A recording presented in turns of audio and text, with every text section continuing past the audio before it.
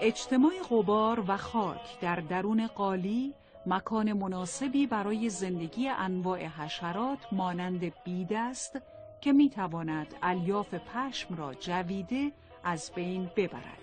بنابراین غبارگیری قالی هر از گاهی الزامی است. حشره بید پروانه کوچکی است به طول 9 تا 12 میلیمتر.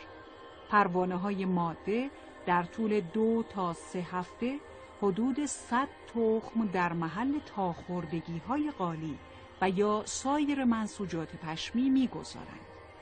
تخم‌های این پروانه در یکی از مراحل عمر خود به صورت لارو یا همان نوزاد در می‌آیند و نوزاد بید که برای رشد خود از پروتئین موجود در پشم تغذیه می‌کند، موجب آسیب دیدگی و از بین رفتن قالی می‌شود که بایستی پس از مشاهده طی فرایندی تخصصی به دست روفه‌گران مرمت شود.